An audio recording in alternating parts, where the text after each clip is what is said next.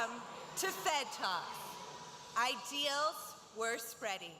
My name is Samantha Schoenbaum, and on behalf of my co-chairs, Dorita Arnold, Rita Levine, and Linda Seelig, I want to welcome you to Federation's largest annual gathering.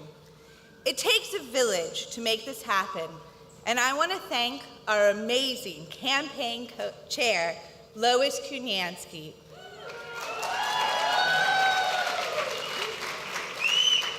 Our recruitment committee, and our hosts.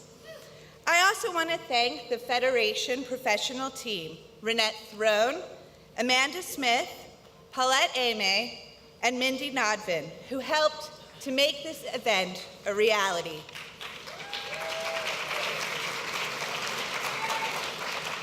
Tonight is about you. First, as we close our 2014 community campaign, we want to thank you all for your support. On your seat, we also placed a follow-up card.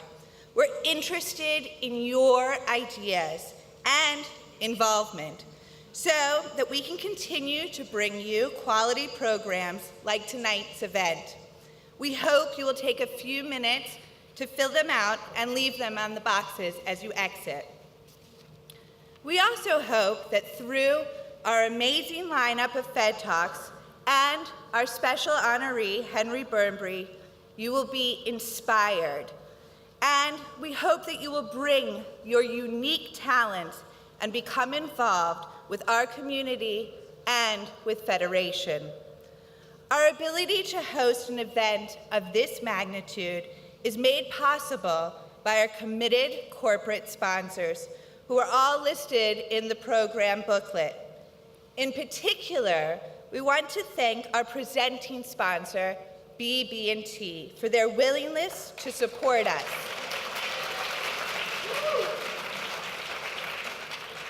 Representing BB&T with us tonight is Brant Standridge, who will be joining me on the stage. Thank you, and enjoy tonight.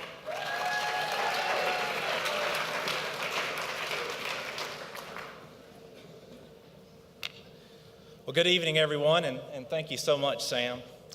On behalf of the entire BB&T team who's sitting down here tonight, we just want to take a moment to thank the team at the Federation for allowing us to be a part of this event. I'll tell you, this is our second year being involved with this event, and I can tell you from personal experience, there's no other organization that does a better job of making you feel appreciated and important and for what you do. And so we really are honored to be a part.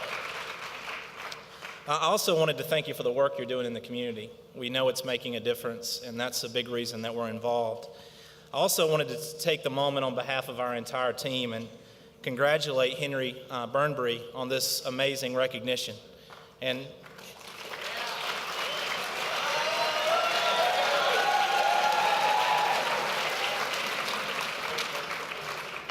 Henry, by the comments that everyone was making that we met tonight, this is very well deserved and a long time coming. So congratulations to you. I wanted to make three brief comments about our involvement and engagement in this event. Number one, BB&T believes strongly that being engaged and active in our communities is an important part of our responsibility as a corporation. So we believe that's not only about writing checks, but it's about getting our people involved and our people making a difference, and that's what our involvement here tonight is all about. Secondly, as an organization, we believe strongly in the value of relationships, and it's really exciting tonight to know that we have so many of our client relationships that are here, that you're passionate about this, and we're able to support something that you're passionate about. And then lastly, our team would really be upset at me if I didn't share this. We're also about expanding relationships. So thank you guys so much for allowing us to be here tonight. We're excited about the program and excited to continue to be involved in this event. Thank you.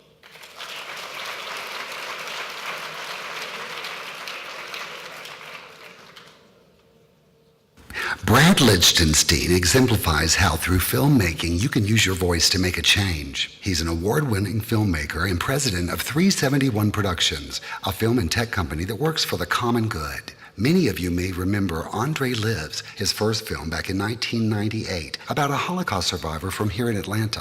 His latest film, As Goes Janesville, was nominated for an Emmy. He has also won the prestigious DuPont Award for Excellence in Journalism for his 2001 film, Ghosts of Attica. His current film, The Last Jews of America, is about small Jewish communities across America dealing with their demise. Born and raised right here in Atlanta, he's also a proud husband and father of 2 boys. Please welcome Brad Lichtenstein.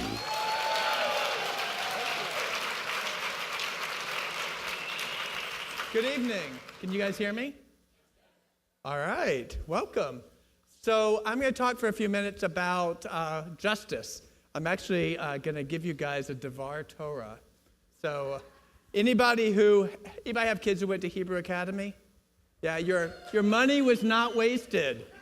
So I'm going to do a little midrash tonight. I'm going to talk about this part of the Torah. It comes from Shoftim. It's from Devarim. It's actually chapter 16, 18 through 20, Deuteronomy, where the Torah says, "Justice, justice, ye shall pursue, that you may live and inherit the land that God has promised us." And a lot of Talmudic ink has been spilled on this particular part of the Torah. Justice, justice. Why twice? Anybody? Are you guys out there? Why twice? It's important, right, for emphasis. But I have a different idea about justice, justice. So my idea about justice, justice is that it's once for us and it's once for the world. And I want to share with you a little bit about my life and about my work and how that influences and plays a part in my life. So let's go back first. When I was in 4th grade at Hebrew Academy, and I had Mrs. Schlush, actually, for Hebrew. People are chuckling, maybe you remember. I think it was maybe a good thing and a bad thing, but we had a corner devoted to the Holocaust that was always there. And I never will forget this poem that everybody's very familiar with. It's by a gentleman named Martin Niemöller, and it's the one that ends with, "And there was no one left to speak for me." And every time I saw that, I started trying to think about what it was about. That it said to me something about how the Holocaust, obviously the greatest injustice ever done against the Jewish people, wasn't just ours. That there was something that it was also for us to share with other people.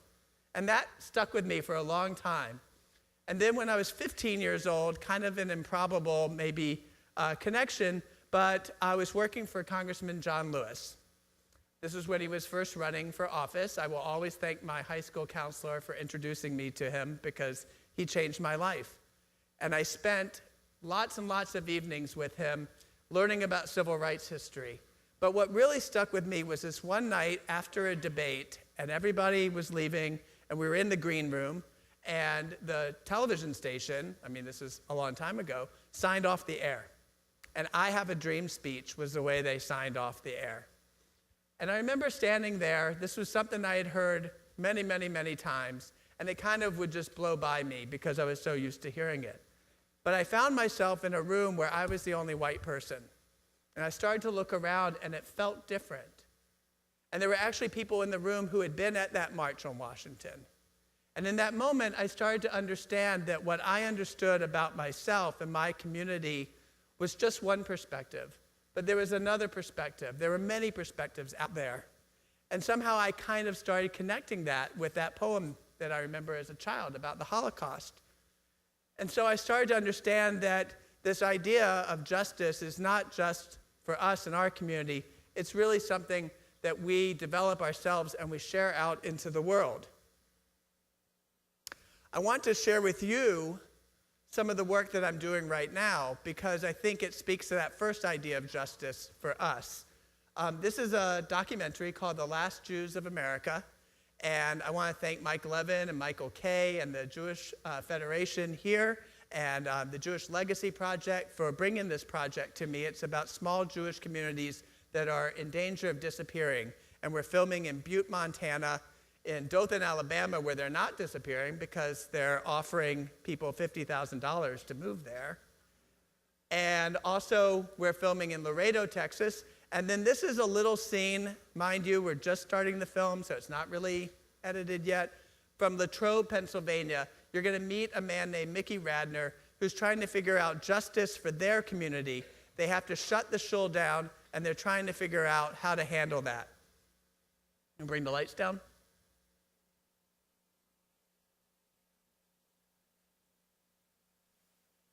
And the sound up. No, I'm not done yet. That's an example of justice being meted out and developed in our own community that then I want to share with the larger world. And I want to share with you one more clip, if I may. And this is a story about people who lost their jobs when General Motors shut down. This is from my film, As Goes Janesville. And this is an example of me taking my idea of justice and exploring a different community than my own and trying to share it. So let me introduce you quickly to Gail Listenby, who was faced with a very hard choice. When she got laid off, she could not find a job beyond minimum wage in her hometown of Janesville. And this is the moment when they've decided she's going to take a job away from her family at a plant in Indiana and leave her family behind.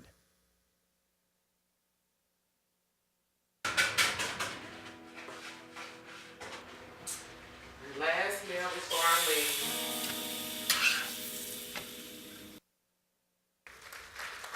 Thank you. Documentary is about seeing the world, seeing the whole world, and that's how I see my job. It's to come to my community and understand and wrestle with justice, and then to figure out what that means into the whole world. One of the people in one of my films who fought for justice for the people who survived at the Attica prison riot, both the inmates who were killed and also the guards there, said that there is no justice in the world, but there's a pursuit of justice, and that's what makes life worth living. But I think that what I want to leave you here with tonight is it's not just about pursuing justice, it's about pursuing justice to fulfill what the Torah teaches us. Thank you.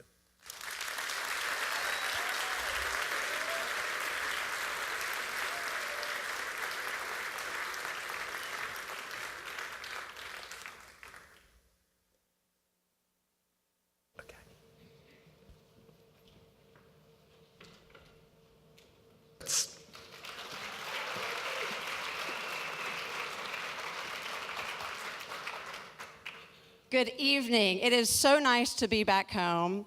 You may not realize this, but this was my home. I got tired of it after about 3 months, I'm sorry to say, but I was one of the first babies born at Northside Hospital. Then my parents moved me to Birmingham, but it's nice to see so many familiar and new faces tonight, and I really appreciate my sister and my cousin and my brother's brother-in-law and my uncle's great-nephew being here today. Thank you.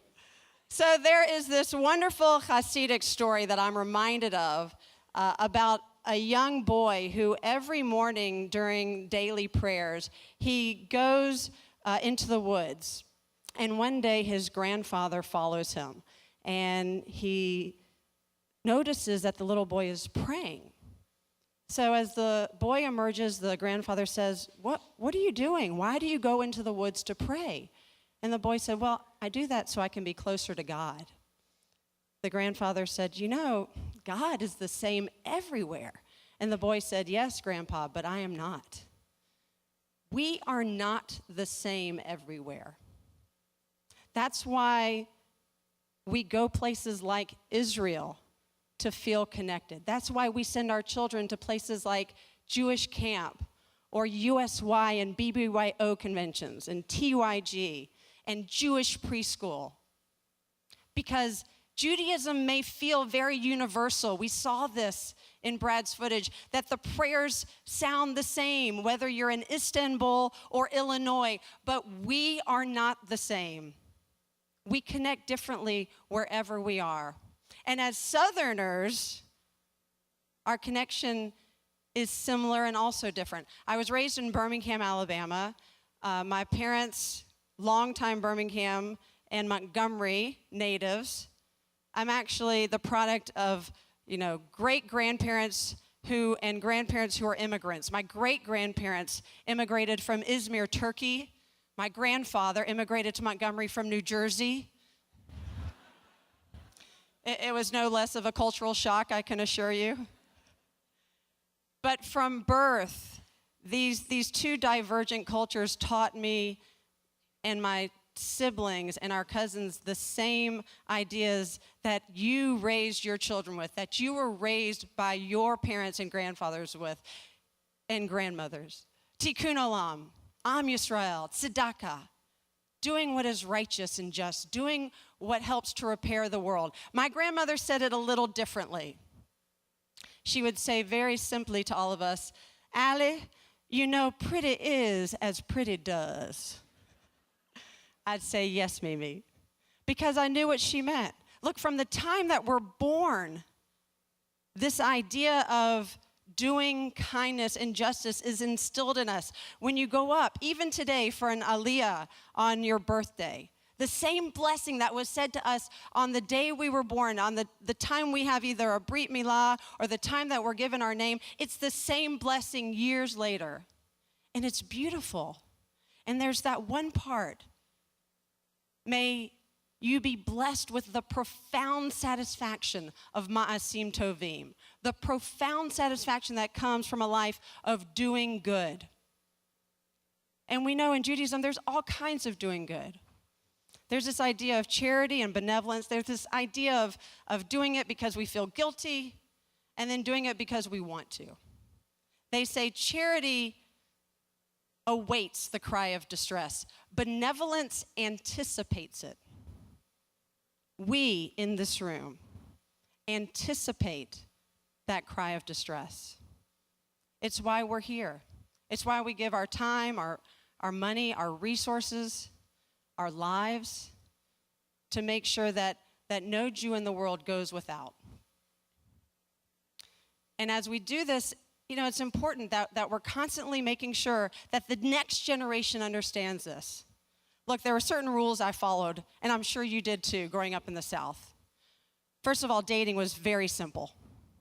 There were only two questions I was supposed to ask any possible suitor. Number one, are you Jewish? If the answer was yes, move on to question two. Are we related?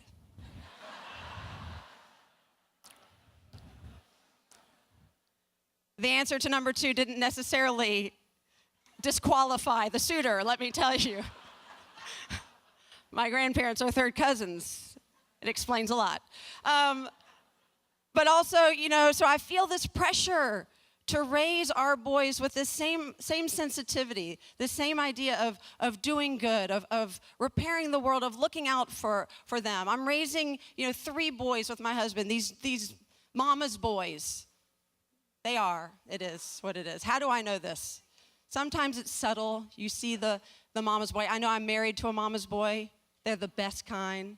But a Jewish mama's boy, let me tell you, we knew this was happening really when our oldest was very young. He was 3 years old. His name is Arthur. I'm looking back now, and I probably should have named him Arthur Blank Lebovitz. That would have been beautiful. Hindsight 2020. So Arthur was 3, and Abe, our middle, was just 1, and they're in the driveway, and they're playing with my husband, Alan, and they do this thing that boys do, like, "Arr!" And instinctively, Arthur just went, "Arr!" And Alan said, "Who's your daddy?" And Arthur said, "Mommy." The 1-year-old was gone. I haven't seen him since. I'm hoping he's doing okay. But now they're teenagers. Our oldest is 14. He had a bar mitzvah last year. And it's hard. Teenagers are hard. Potty training was simple. Teenagers are hard. A rabbi once told me that he really believed that the reason God instructed Abraham to sacrifice Isaac when Isaac was 12 and not 13 is because at 13 it was no longer a sacrifice.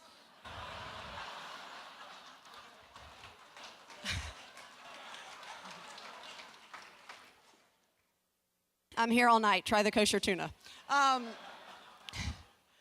So every day with raising these boys, it becomes it becomes a struggle. And one day we're in the kitchen and Arthur walked in and he's doing something, getting something to eat. And Alan says to me, out of the blue, I bet Arthur doesn't know Hatikva. I said, where did this come from? He goes, I was just thinking about it. There's no, have you taught him? I said, no. Well, I didn't teach him. He doesn't know the anthem, the national anthem of Israel. What are we going to do? I said, I don't know. So he says, watch this. Arthur, come here. I'll give you $20 if you can sing Hatikva. I don't know why it becomes a challenge with money, but it did. And Arthur sat there with his Cheetos and he said, $20 to sing Hatikva? He said, yeah, every word, perfect. He goes, oh gosh, all right. Every word, perfect. And that's when it hit us. That's when it hit us that we did not teach him that because we didn't have to, because we surrounded him with that Jewish village that would. We surrounded him with the people in this room and in communities all over the world to ensure that he would know the words to Hatikva. So that one day, like us, when he traveled around the globe, when he went as far as Israel or Ethiopia or Morocco, and he stood in a room with strangers and they held hands and they began singing this anthem of hope, he would be able to sing along. And that was very powerful because it reminded us that if you believe in the Federation, if you believe in giving Jewishly, you also have to believe in this concept of family. You also have to believe that there are people in the world you will never meet, you will never know, and yet you feel responsible for. You have to believe that. And I've met these people. I've been lucky enough through National Young Leadership Cabinet and through my work in the Jewish community in Chattanooga to travel the globe, to see the work that we do, to meet people like Olga, who lives in Baku, Azerbaijan, where there are 16,000 Jews, and she lives in abject poverty, and yet has hope and has a social worker because of what we do. I met Ida in St. Petersburg, 105 years old, and couldn't understand why we wanted to take pictures with her. I said, you're a rock star where we come from. But the one I'll never forget is Sasha. Sasha lives in Tbilisi, Georgia. And while he was 62 years old, he could have passed as a 92 years old. He was frail. He suffered from Parkinson's disease. He was shaky, and he was alone. His wife had left him once he was diagnosed. His children had left him once he was diagnosed. And he lived on the 5th floor walk up. I'm sure you've been there before. They're all on the 5th floor walk up of the buildings in the former Soviet Union or wherever you travel. And yet his only saving grace literally was the food box at the time that the Joint Distribution Committee, our overseas partner, brought to him every month. That was the only connection with human beings. And yet our group came and we talked to him for an hour. Our translator went back and forth talking to him about who we were and what we did and why we were there. And it was incredible. And we convinced him that at the JCC in Tbilisi, there were like 1,000 single Russian women. It would be easy, shooting a fish in a barrel, shooting gefilte fish in a barrel, whatever analogy you want. And we begged him, please, we said through the translator, please tell us you will make an effort to go. And he said yes. And so we left. And as we left, we all hugged and we did the kiss. And I felt it, the transformation in that moment. Because we're not the same everywhere. And I felt different in that moment. And I remember, just hugging him. And I looked at him and I said, Sasha, thank you. You have changed my life. And he held my cheeks between his hands and he said, no, my love, you have saved mine. I saved his life. An hour before, I didn't know he existed, but I saved his life because This is the idea of family. This is the idea that we make change. There's a great quote from Martin Luther King Jr. in his letters from a Birmingham jail. He compares the church at the time during the civil rights movement to a thermostat. He says the church was not merely a thermometer that recorded the ideas and principles of popular opinion. It was a thermostat that transformed the mores of society. A thermostat. Think about that. We act as thermostats in everything we do. We set the temperature in a room when we come in. We change the climate in a country as far as the Ukraine. We decide how our people will be treated because we believe in this concept of family. And I pray every day that we're able to translate that to the next generation, because as powerful as we are, as stronghold as we have on this, we are only as strong as the next generation. And working with national young leaders across North America, many of whom are in this room, we are dedicated to making sure that the next generation gets it, that they understand, that they care. Is it working? I don't know. Something that haunts me at night. What I know is that when I left for this most recent trip to Baku and Istanbul and Israel, and one of my son Abe, the middle one's friend, said, "Gosh, your mom goes away for a long time. That must be nice for her." He said, "Oh yeah? My mom's out saving the Jews. What is your mom doing?" So they get it. I know that Arthur, for his bar mitzvah project, when he was 12 years old, the year before he became a bar mitzvah, so now 2 years now, and every week since, he's been volunteering at the local Boys and Girls Club. He goes for 2 hours a week. He mentors, he plays basketball, he connects. And 6 months after he started his 7th grade year, he came to me, he said, "I've got my Hanukkah list." I said, "I'm sure you do." He said, "Well, this is it." So the top of his list was a new pair of shoes, maybe a game for his Nintendo, and that was it. He said, "It's really all I need, but there's one more thing I really want. I want to give back to the Boys and Girls Club. Is that okay?" I said, "Of course it's okay. That's amazing." He said, "Well, look, I've been saving money that the grandparents have been giving me over the past few years, and I realize I've got so much, and they don't have that much. So any little bit I can give would help." I said, "Great." He said, "Actually, I don't know if I should, well, actually, Mom, I was hoping, could you and Dad match my gift?" I said, "Sure, that'd be great. How much have you saved?" He said, "About $250. I said, "Wow, I've got to talk to the grandparents about what they're sending you. That's awesome."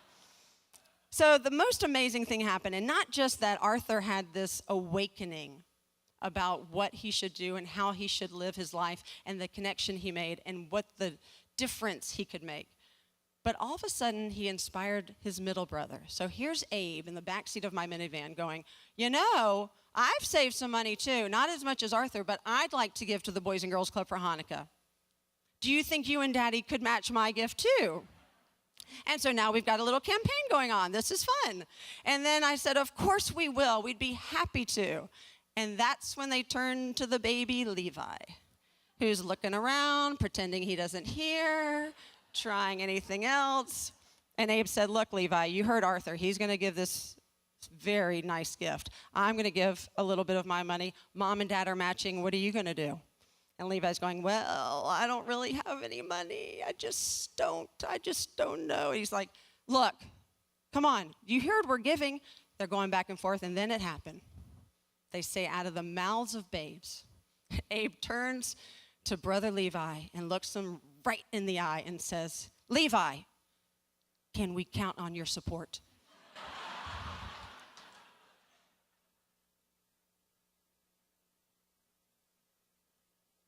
It's as simple as that. Can we count on your support? Can we count on you to make sure as my friend Erwin and I were discussing moments ago, that no Jew in the world is in need? Can we count on you to make sure that you connect in ways that are meaningful to you? Whatever that means. Because even though Judaism is our universal, we're not the same wherever we go. We are different. I was different at the Jewish Day School in Birmingham. I was different in high school, in a secular school. I was different at Brandeis. I was different in Chicago. I was different when I was single, when I got married, and the connections were always different. I might have been the same, but my connection was different. Can we count on you? And at the end of the day, can you say, yes, I believe in family. I believe in Tikkun Olam. I believe in making a difference. At the end of the day, can you just say these words? Pretty is as pretty does. Thank you so much.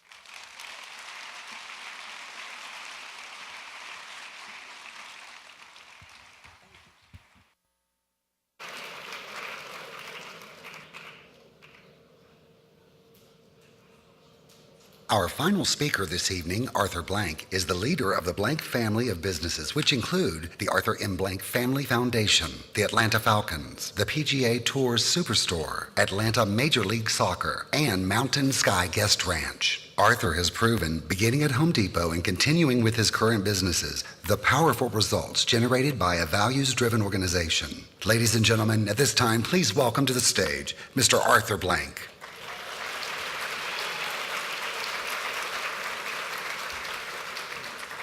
I took my stool. It's going to be like, Bill Cosby, sit there for 3 hours and talk on a stool. So I don't know how to follow those two presentations. They were both wonderful. The last one, I couldn't hear all of it. I was trying to, listen backstage and got my ear up fairly close, but then I'd be seen over here, so I didn't want to do all that. But it's great to be here. I can't see everybody in the back, so I assume there's lots of folks back there as well. I think tonight, what the Federation. First of all, thank you for asking me to be here. I appreciate it. It's close to home and it's close to my heart. Two subjects. One has to do with leadership and the other has to do with philanthropy.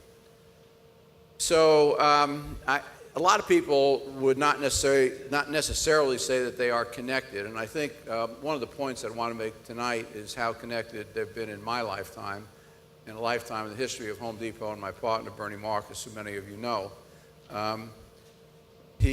By the way, he's in good health and doing well and looks 20 years younger than I do. And so he sends his regards to everybody that's here.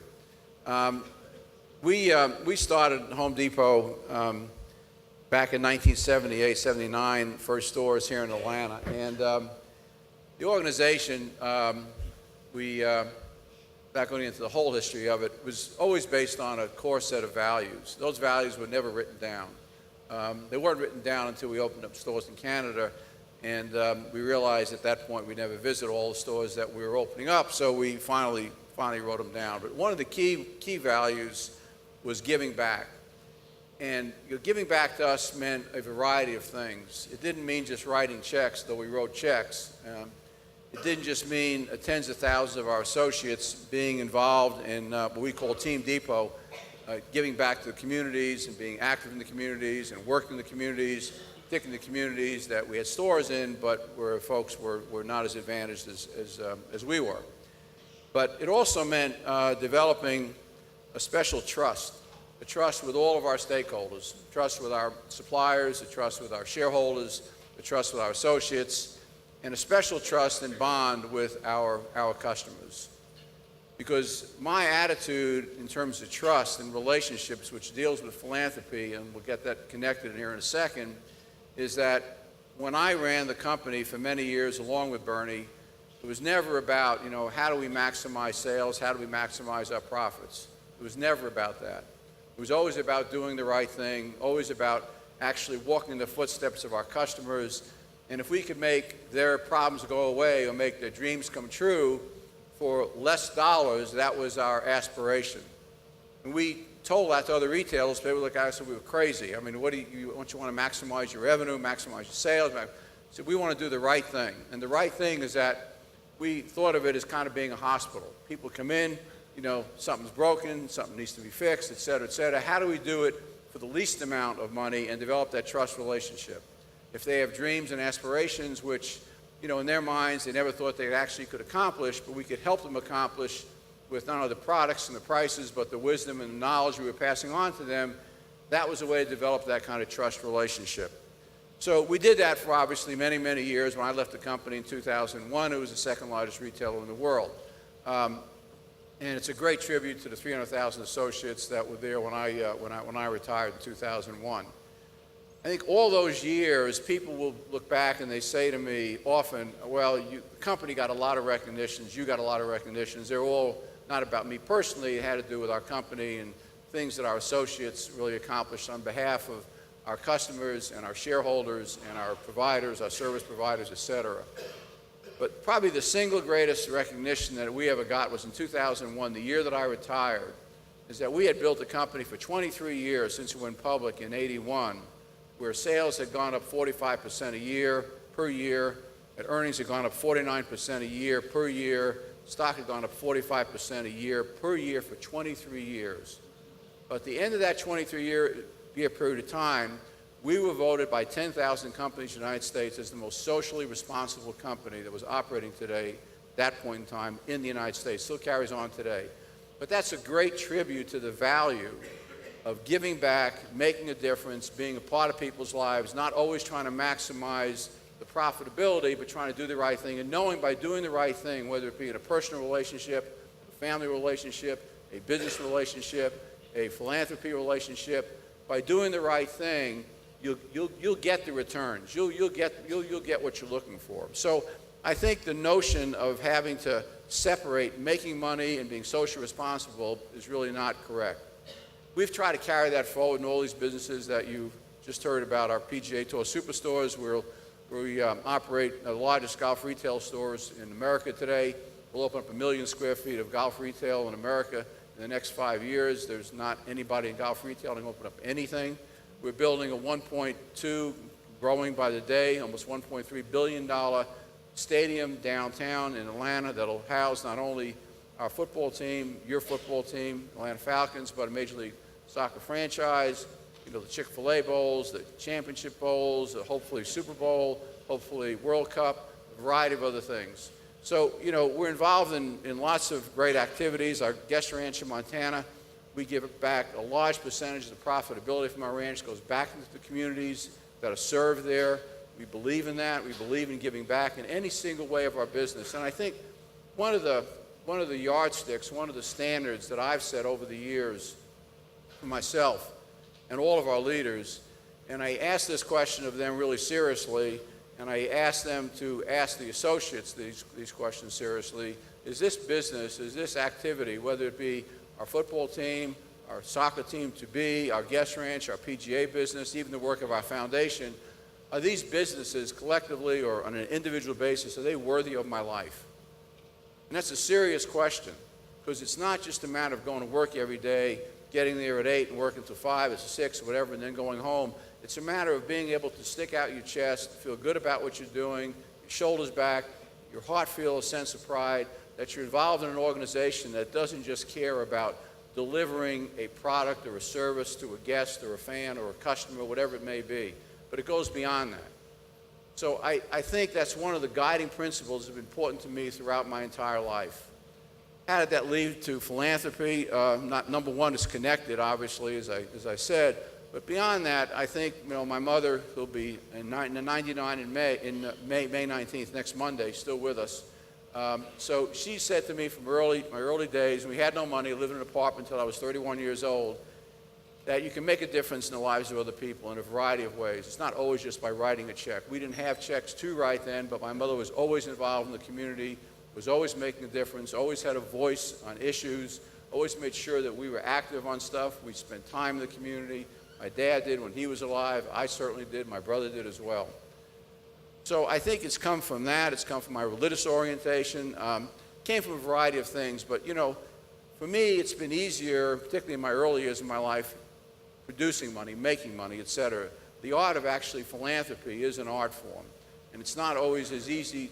How do you give away money in a thoughtful way, in a respectful way, to grantees, do evaluations, get the results you're looking for? All of that is an art and a science as well. In 1992, I was in New York having dinner with Rob Walton. Rob Walton was Sam Walton's oldest son. At that time, in 92, they were the wealthiest family in the world. Sam had built, obviously, an incredible company, Walmart. But Sam, not because he didn't care about philanthropy, social responsibility, or making a difference in people's lives, but Sam was so focused on building this tremendous company, which then was, then it was the largest company in the world. And we had dinner, and Rob said, my dad just passed away. And so, obviously we talked about that and lost his fathers. I lost my father when I was only 15. He was 44. And I said, we're getting covered up with all kinds of requests for grants, and we don't know anything about philanthropy. They said, well, your dad didn't kind of orient the family and didn't have family trustee meetings and things of that nature. The answer was no. So I came back to Atlanta, and I have 6 children. I had 3 then. I have 6 now. So I came back to Atlanta, and I said, we don't really have a family foundation. And as the French say, when you go through your final transition, when I'm laying there, I don't want to be laying on a bed someplace and looking around saying, my Lord, I have this unbelievable fortune. And I've publicly said that 95% of it's going to be recycled back through my family foundation in one form or fashion over some period of time, but without any understanding my children being able to handle this estate. So beyond that, I wanted to see how their values had developed. I wanted to see how their interests had developed. My 3 oldest children, Kenny, Dina, Danielle, you probably know Kenny and Dina well. They both live in Atlanta and active in a variety of things in this community. My daughter, Danielle, lives in Montana. So we spent time then in 1995 building this family foundation. And one of the great joys of my life has been, since 95, is seeing how my children have developed their own interests along with my interests. And we run this foundation not with me sitting at the head of the table. Technically, I am the chairperson, but I probably say less during the meetings than any of my other children do. We all have an equal vote on a variety of things. And so it's great to see them take on that responsibility and the opportunity to make a difference in people's lives. So I would say to you, just as a little bit of wisdom, if you will, it doesn't take, the estate that I have or that many of you have to make a difference. Anne Frank used the expression that the beauty of life is that with a single moment you can make a difference.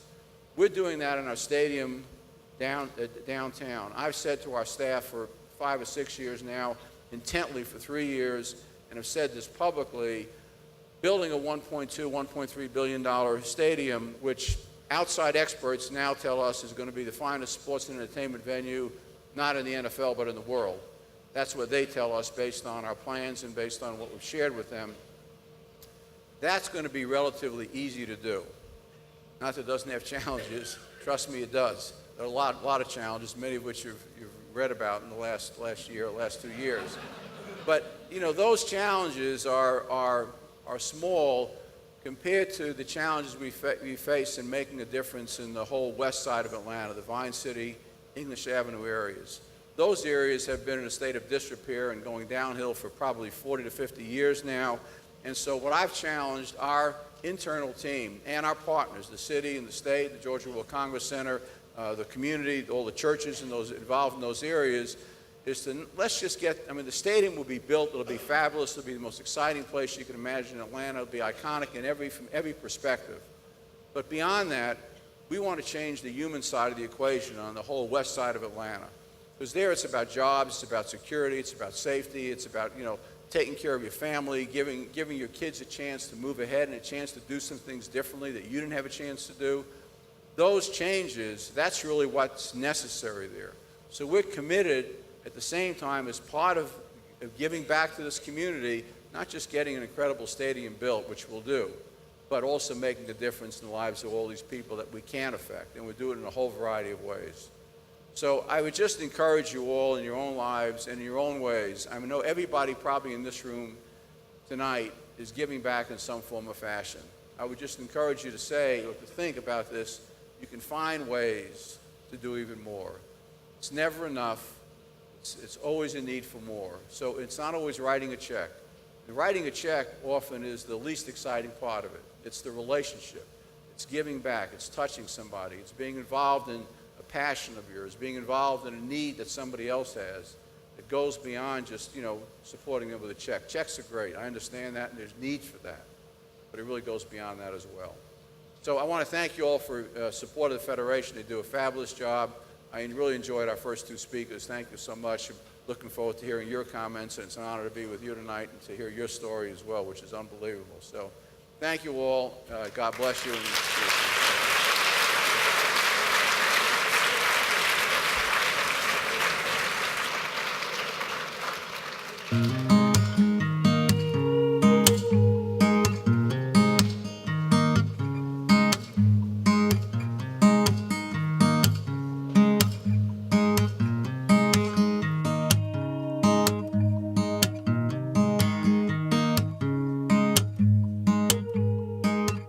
In your face, I see my own.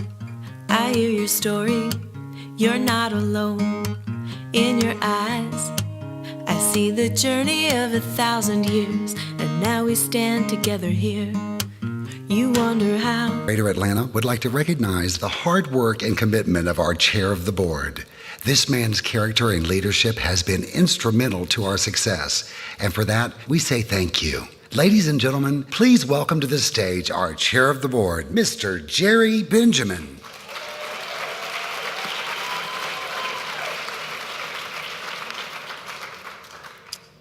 Thank you for being here tonight. And tonight is really about you, our community, our supporters. This evening is but one way for us to thank you for your time, your support, and your ongoing generosity. I want to thank Brad, Allison, and Arthur for reminding each of us how we as individuals, whether your chosen vocation is that of filmmaker, community leader and volunteer, or operating within the upper echelons of business, can make a real impact on the lives of others through our professional, personal, and volunteer involvements. What wonderful role models. Thank you for being with us. And thank you for those that support Federation for helping us raise over $18 million of unrestricted support this year, which allows us to support over 80 of our partners locally, in Israel, and throughout the Jewish world. Additionally, because of your support, over 200 Atlanta children will be attending Jewish overnight summer camp for the first time this summer, and more than 350 young Atlantans will travel to Israel for a free 10-day birthright experience.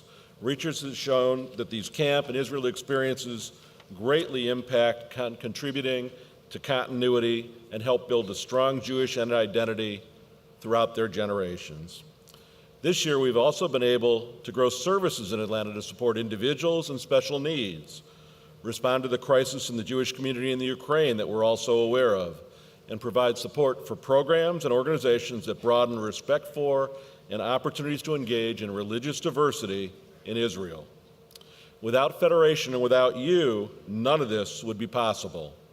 And this is but a small sampling of the enormous number of things we do every day in Atlanta and throughout the Jewish world. We have so much to do and so many challenges to meet, but we must always appreciate and celebrate what has been accomplished. We must continue to address those challenges. Our strength and our ability to be successful is based on our culture of and commitment to our mutual responsibility to one another. Federation is about each of you, the leaders, the donors, the volunteers, the synagogues, the day schools, the summer camps, our partner agencies. Yes, it's about every individual in this room. And with the financial support, volunteer time, and vision of all that are here with us tonight and throughout our greater Atlanta community, we have the ability to make our community even stronger. Together, I know that we can and we will be successful in our quest. Thank you.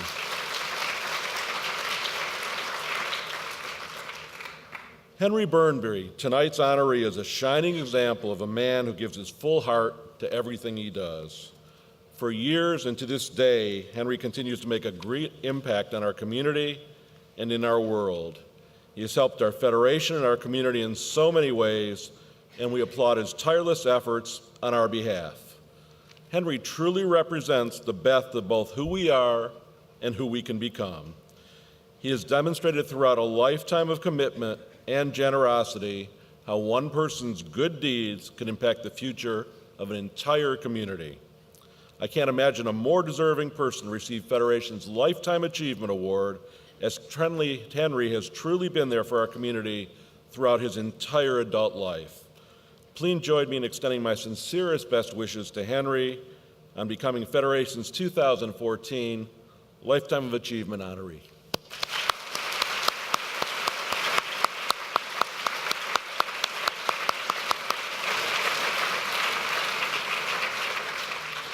I'm delighted to now introduce Henry's children, Addie Burnbury, David Burnbury, Anita Stein, and Judy Ropkin, to share their thoughts both with their dad and with us as Henry receives this year's prestigious Lifetime of Achievement Award. Thank you.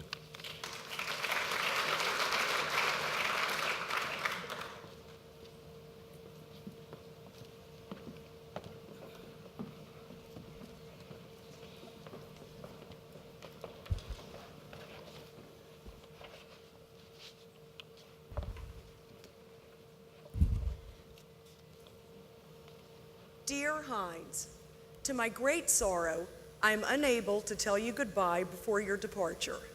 Therefore, it is only possible to wish you good fortune and a good future. The only thing that will bind your soul to your homeland will be your dear parents, and I wish for you and them that the three of you will be reunited. Your aunt, Paula Bloom. Heinz Burnbury left Dortmund, Germany on March 31, 1938, at the tender age of 14. He boarded a train, waved goodbye to his parents, and watched as their images faded in the distance. In his mind, in the mind of a 14-year-old, he was embarking on a great adventure. His parents, however, likely understood that they would never see their only child again. As part of the Kindertransport, Heinz was taken to Holland, where he would board the ship Europa to America. Upon landing at Ellis Island, he was immediately taken to Birmingham, Alabama. After 10 months in Birmingham, he moved to his new home in Atlanta. My dear son, finally, we heard from you after a long wait for your first letter. First, I would like to hear what kind of reception you received. Is that a single woman with whom you are staying? Are there also children in the house? Are children from Germany settled there? Is the lady young? Who are your new friends? Does the lady understand any German? How are you taking to the climate? Write me especially what your thoughts were as you left. It certainly was not easy for us to give you up. I hope it was in your best interest. Now write me a detailed letter how you feel mentally and physically. Kisses to our world traveler, Mother. Questions obviously flooded my grandmother's mind. Imagine sending your 14-year-old child to a foreign country, not a penny in his pocket, where he doesn't speak the language nor know a soul. This is the story of one person, one journey, one life that has impacted and continues to impact generations of Burnburys, Atlantans, Jews, and the world. Heinz became Henry and quickly adapted to his new life.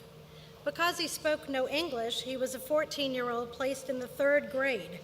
But Henry advanced 1 grade a week and within 6 months was a sophomore in high school.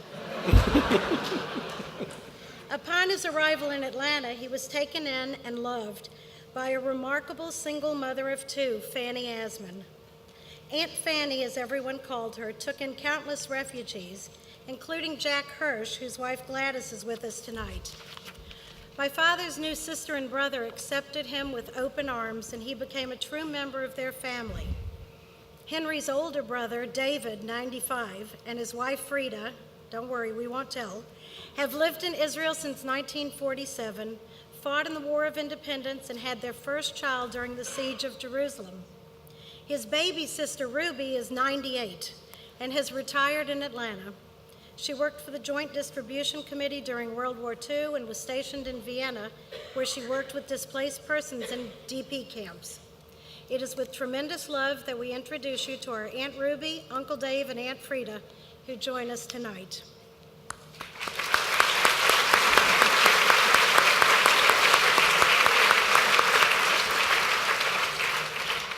Dear Hines, we are surprised about your participation in sports.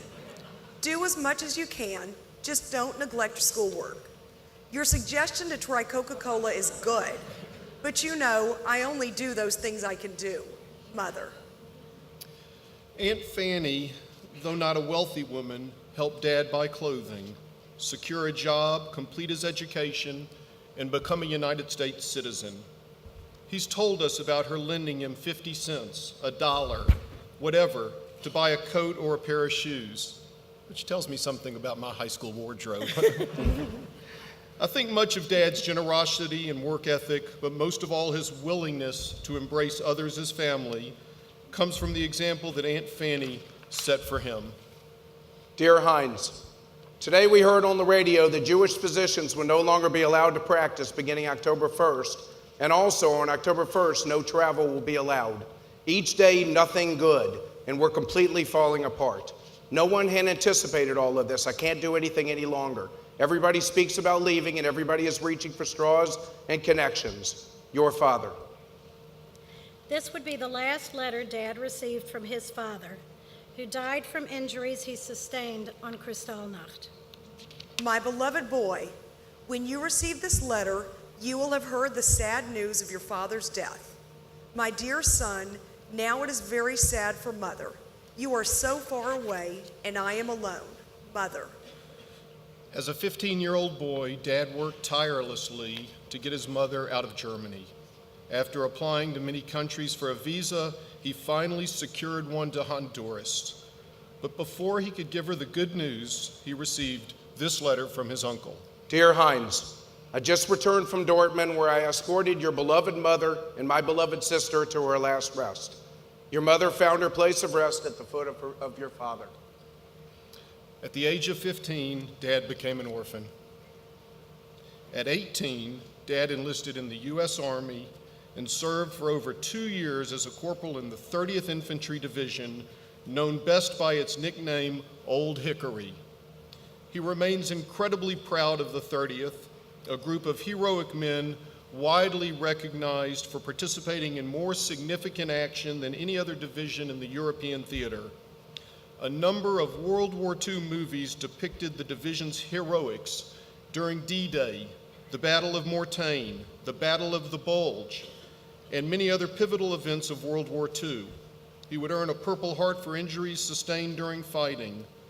Off the battlefield, his German proficiency proved invaluable in counterintelligence in the interrogation of German POWs and German citizens.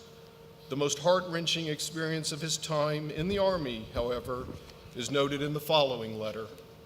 When the 30th moved on to the Braunschweig area, we encountered ditches full of dead concentration camp prisoners who had been marched from one camp to another and were shot before they had a chance to be liberated. While on this reconnaissance, we encountered a horrible odor coming from an abandoned train of cattle cars. We opened them up to find a train filled with dead, half-dead, and barely alive Jews. Dad and his unit liberated a train filled with concentration camp Jews. He was 22 years old.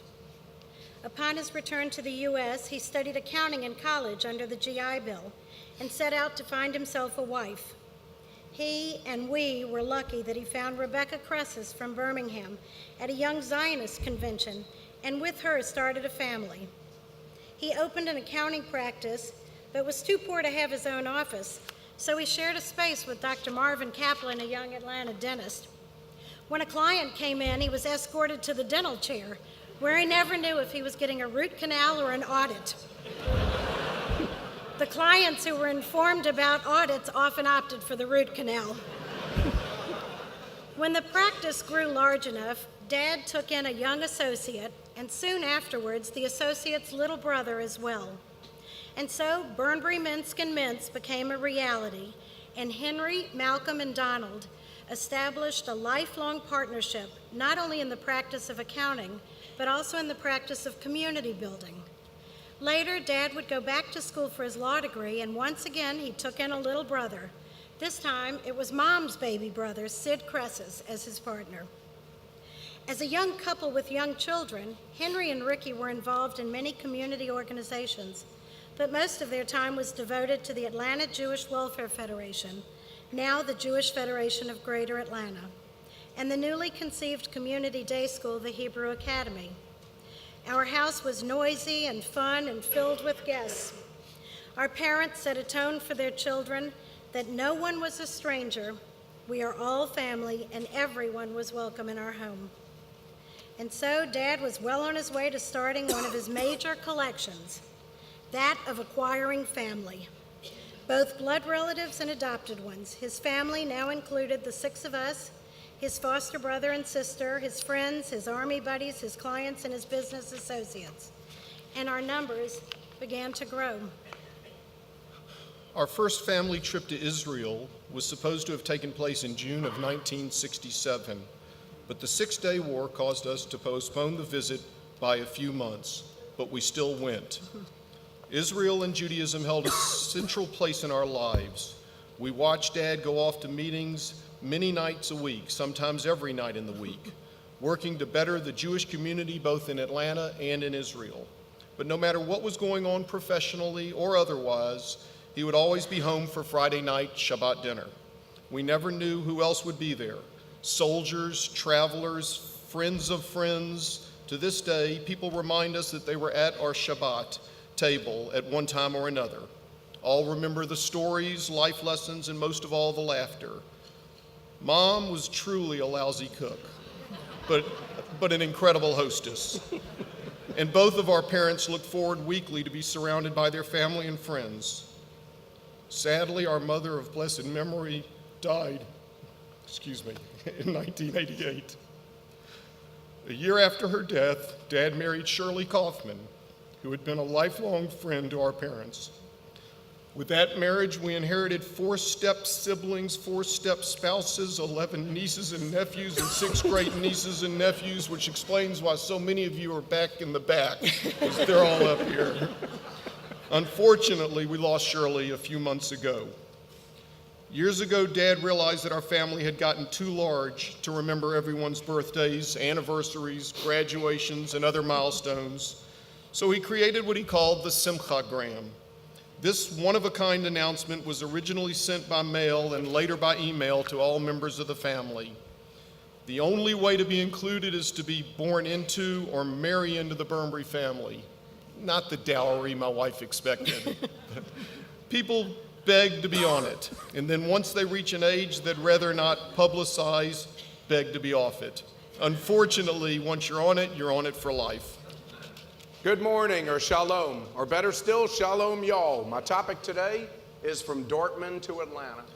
And so Dad begins his speeches at the Bremen Museum to middle school students about his experiences leaving Germany.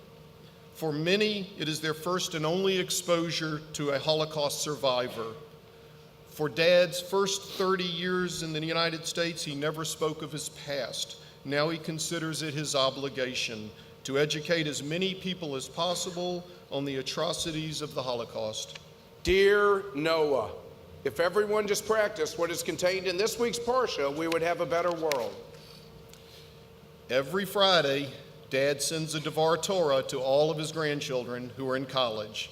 He also makes a phone call to each of his children and grandchildren before Shabbat starts. That means at least 19 individual calls.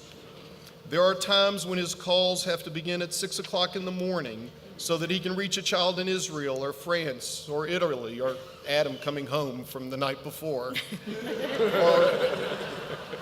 These calls are precious opportunities for his kids and grandkids to have one-on-one time discussing the past week or the week ahead, or to review the completely inappropriate email jokes that the kids have received from their Saba, as Dad is affectionately known. Yes, we have a remarkable father who deserves every honor. But it is most fitting that Dad be honored by the Jewish Federation of Greater Atlanta. He has worked passionately for Federation his entire adult life. Dad's intense commitment to institutions such as the Federation, Greenfield Hebrew Academy, the Bremen Museum, and scores of others comes from his desire not only to give back, but also to create his own community and to create family to make up for the one that was taken from him. Our Father considers everyone here family, and so Dad, your family is here tonight to honor you. A man who came to this country alone, but has spent his entire life building a new world with 4 children, 4 in-laws, 15 great-grandchildren, 8 great-grandchildren, 8 stepchildren, 11 step-grandchildren, 6 step-great-grandchildren, sisters, brothers-in-law, nieces, nephews, cousins, foster family, and let's not forget the entire Atlanta Jewish community. The Talmud says that he who saves one life is as if he has saved an entire world. Thank you to the Jewish community for saving this one life. And thank you, Dad, for creating an entire world.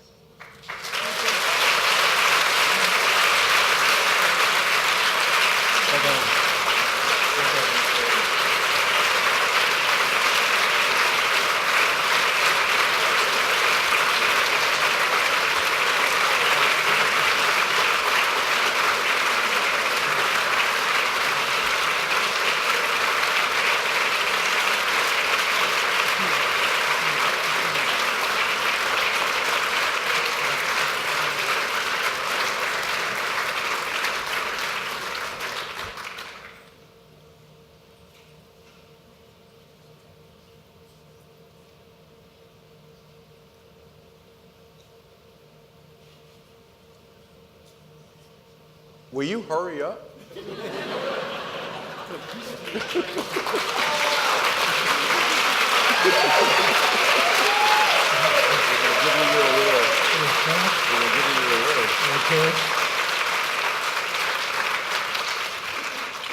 On behalf of the Jewish Federation of Greater Atlanta, join us in presenting Henry with a Lifetime Achievement Award.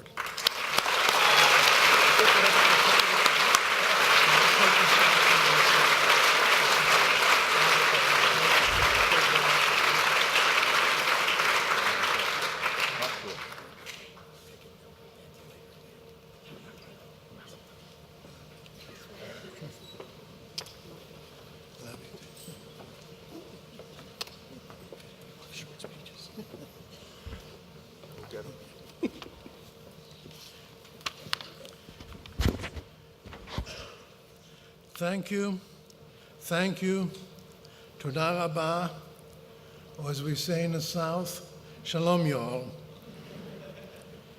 If ever one of my maladies was a lack of humility, I must tell you, tonight I'm cured of that malady. I'm absolutely overwhelmed.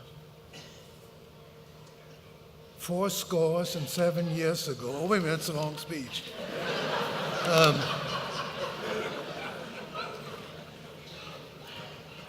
When I now will stand in the lobby of our Federation building and see the names who preceded me, I am in awe and fully aware that I'm standing on the shoulders of giants. I'm not sure what they meant about this lifetime business, because to the best of my memory, I did not begin with Federation until I was either 23 or 24 years old. And that was through the back door. I had moved my one-man accounting office to the old Chamber of Commerce building, and one day I decided to go and see who other tenants are, or perhaps to pick up a new client. And as I went to the second floor, I saw the offices of the Jewish Welfare Fund. I walked in, I met Ed Kahn and Bobby Johnson. I think Rose Klein was not there yet at that time. But this was my first connection to Federation. In case you never heard of Bobby Johnson, Bobby was here in BC before computers. And she was even here in BZC before zip codes. And one of Bobby's strengths was she knew by heart how much each person has pledged, and she also knew what they should have pledged.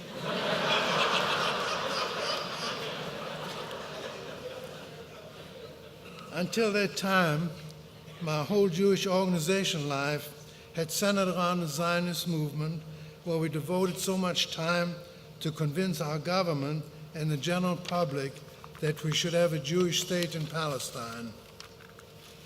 A short time thereafter, I was asked by Ed Kahn to chair an all-day event for young people and returning war veterans at the Mayfair Club to explain what the Jewish Welfare Fund was all about, and that is when it all began.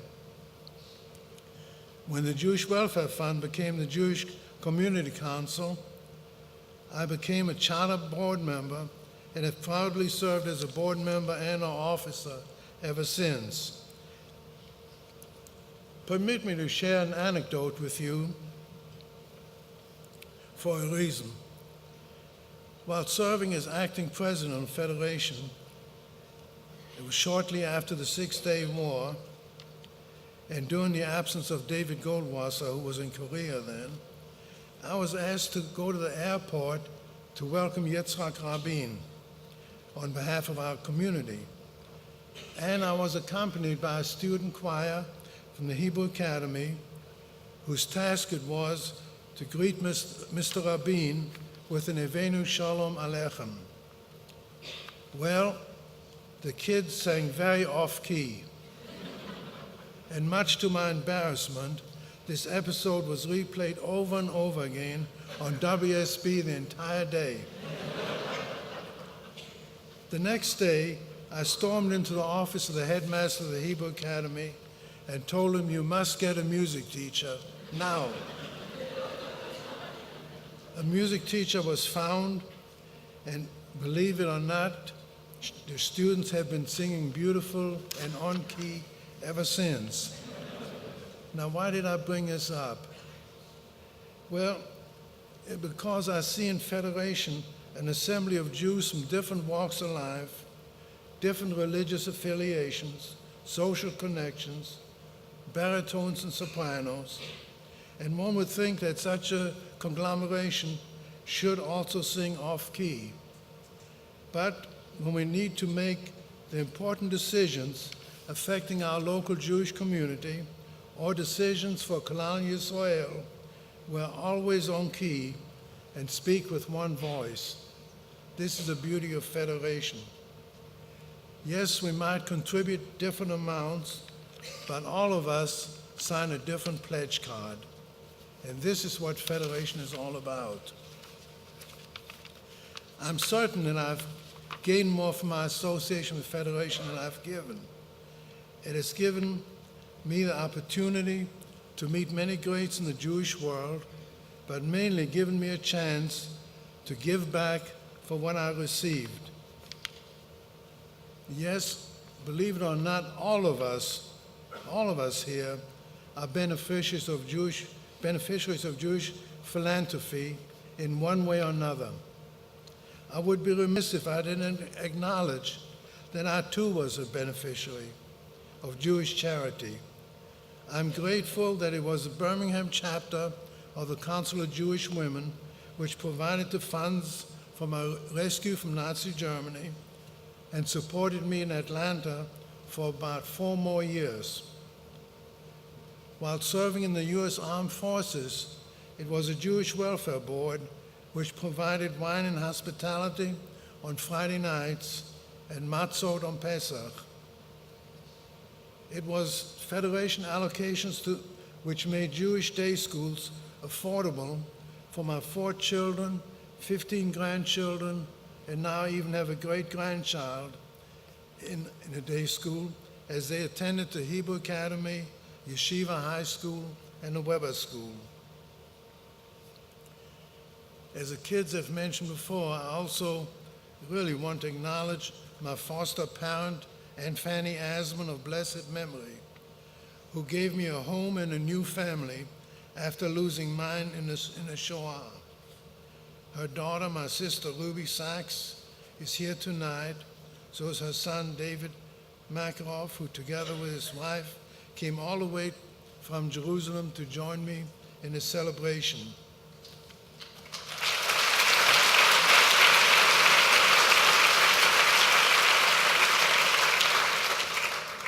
At the end of World War II, Ruby worked for the Joint Distribution Committee, which is one of our big beneficiary agencies. She worked in the DP camps near Vienna, and David was among those involved in the purchase of the legendary ship, the Exodus.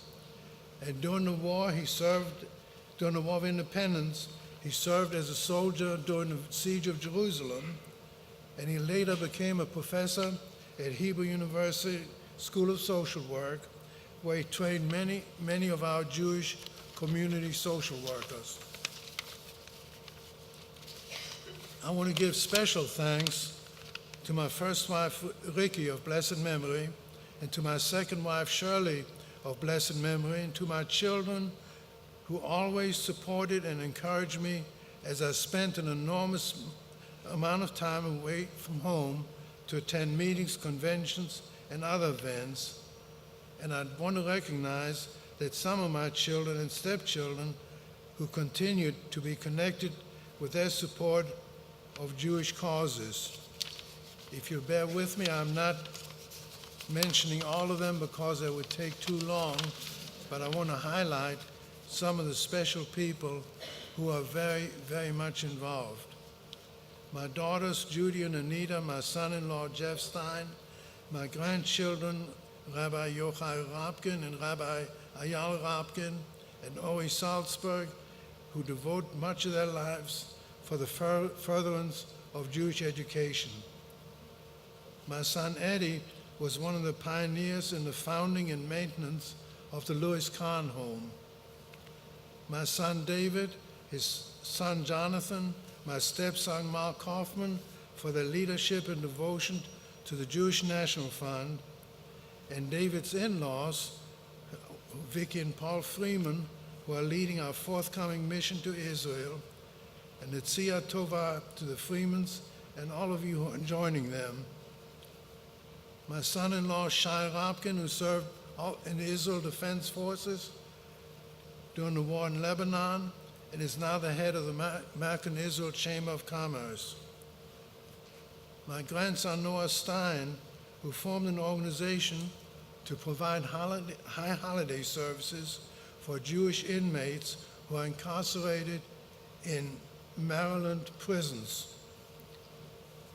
My stepson, Richard Kaufman, of blessed memory, who led a very successful Federation campaign just a few years ago. My granddaughter, Navit Salzberg, who made a study and lived with a primitive Jewish tribe in Uganda, and recently completed a documentary dealing with the absorption of Jewish immigrants to Israel from the former Soviet Union and Ethiopia. And last but not least, my daughter-in-law Joanne, who was honored just last week for her leadership role in the women's division of our federation. Yes, I have truly been blessed, and I'm proud of all of my children and stepchildren and their offsprings. I also want to give special thanks to the family of my second wife, Shirley, who took me into their family and made me a part of the Kaufman family as well. Yes, my family was destroyed in the Holocaust, but I was blessed to now be a member of 3 families, and I'm grateful for that. Finally, I want to give special thanks to those who have come a long way to be here tonight. My niece, Barry Livingston from McLean, Virginia, my good friend Adele Feldman from Westbury, New York, my granddaughter Rebecca Stein, who came here from Philadelphia, and my oldest grandchild, Rabbi Yogi Rapkin from Plano, Texas. If I can leave you with one message, it would be from Pirkei Avot, the ethics of our fathers. Rabbi Hillel said, Al tifrosh min hatzibur. Do not separate yourself from the community. This has become my motto in life. I want to thank all of you for the honor you've bestowed on me.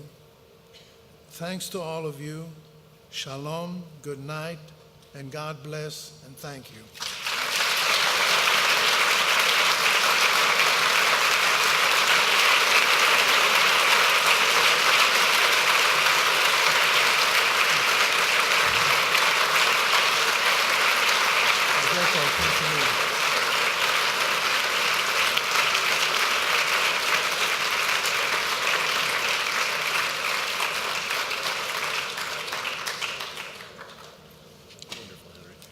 Thank you. Again, congratulations to Henry and the entire Burnbury family. Thank you for being here tonight, and we'll see you at next year's and next Fed Talks. Good night.